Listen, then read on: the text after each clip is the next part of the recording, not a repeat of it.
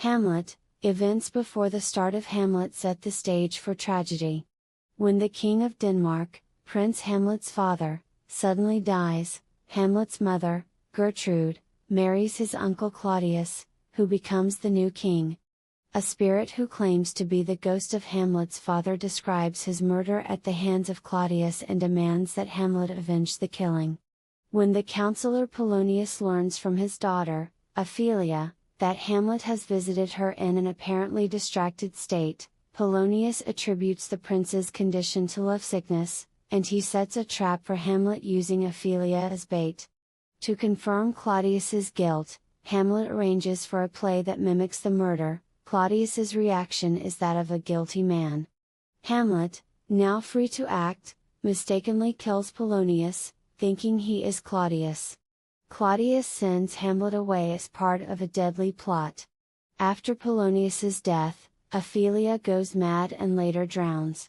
Hamlet, who has returned safely to confront the king, agrees to a fencing match with Ophelia's brother, Laertes, who secretly poisons his own rapier. At the match, Claudius prepares poison wine for Hamlet, which Gertrude unknowingly drinks. As she dies, she accuses Claudius, whom Hamlet kills. Then first Laertes and then Hamlet die, both victims of Laertes' rapier. On the guard's platform at Elsinore, Horatio waits with Bernardo and Marcellus to question a ghost that has twice before appeared. The ghost, in the form of the late King Hamlet of Denmark, appears but will not speak.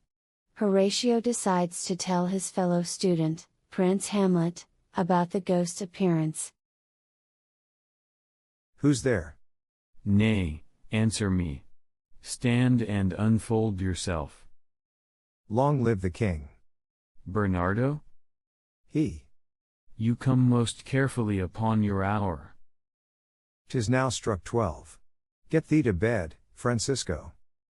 For this relief much thanks.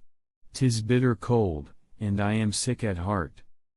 Have you had quiet guard? Not a mouse stirring. Well, good night.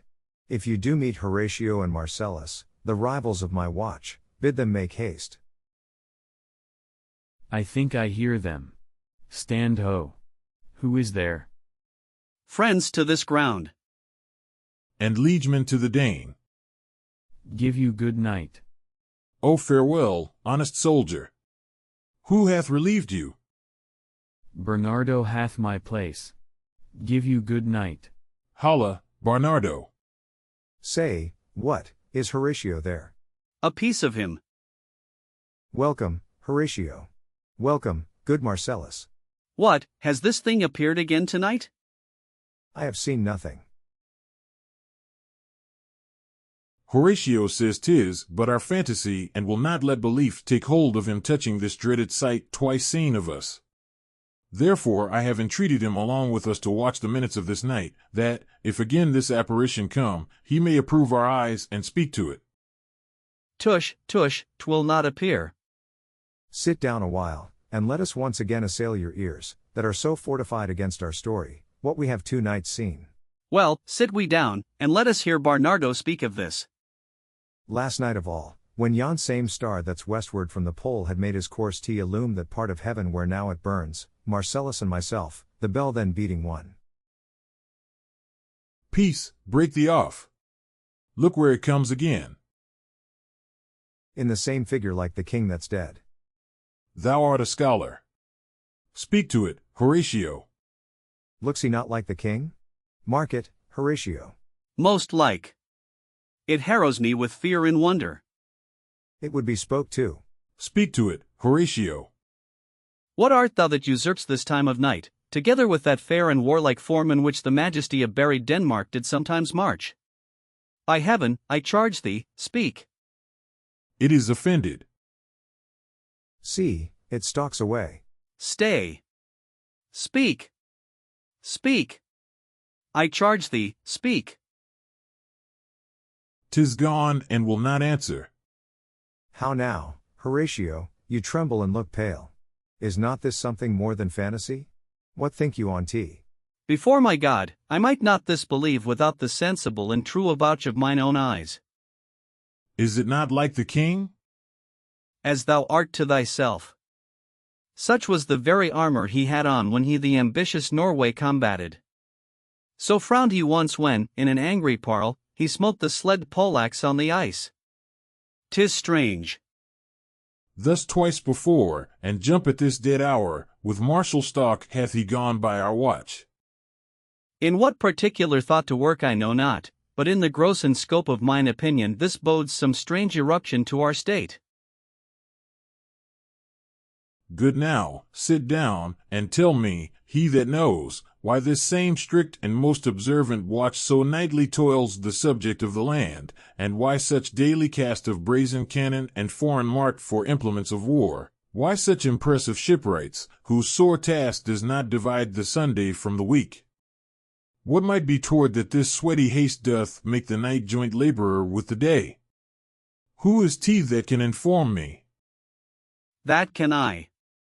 At least the whisper goes so. Our last king, whose image even but now appeared to us, was, as you know, by Fortinbras of Norway, thereto pricked on by a most emulate pride, dared to the combat, in which our valiant Hamlet, for so this side of our known world esteemed him, did slay this Fortinbras, who by a sealed compact, well ratified by law and heraldry, did forfeit, with his life, all those his lands which he stood seized of, to the conqueror. Against the which a moiety competent was gauged by our king, which had returned to the inheritance of Fortinbras had he been vanquisher, as, by the same comart and carriage of the article designed, his fell to Hamlet. Now, sir, young Fortinbras, of unimproved metal hot and full, hath in the skirts of Norway here and there sharked up a list of lawless resolutes for food and diet to some enterprise that hath a stomach and tea, which is no other, as it doth well appear unto our state, but to recover of us, by strong hand and terms compulsatory, those foresaid lands so by his father lost. And this, I take it, is the main motive of our preparations, the source of this our watch, and the chief head of this post-haste and rummage in the land. I think it be no other but e'en so. Well may it sort that this portentous figure comes armed through our watch so like the king that was and is the question of these wars. A mote it is to trouble the mind's eye.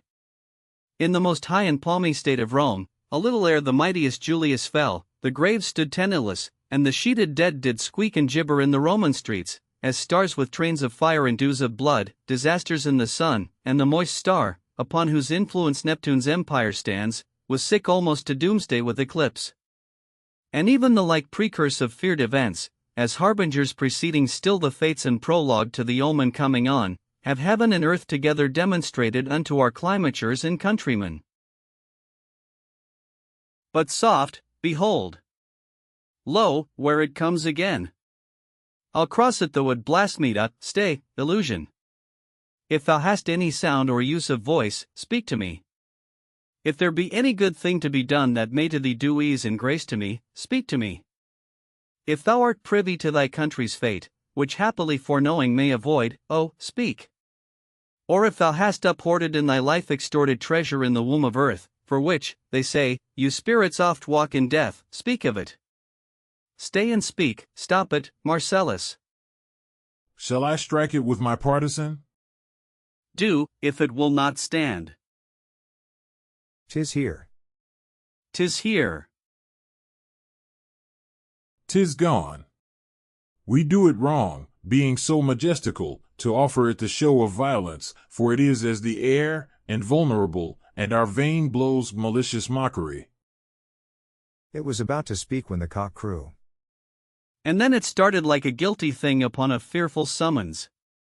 I have heard the cock, that is the trumpet to the morn, doth with his lofty and shrill-sounding throat awake the god of day, and at his warning, whether in sea or fire, in earth or air, th extravagant and erring spirit hies to his confine, and of the truth herein this present object made probation.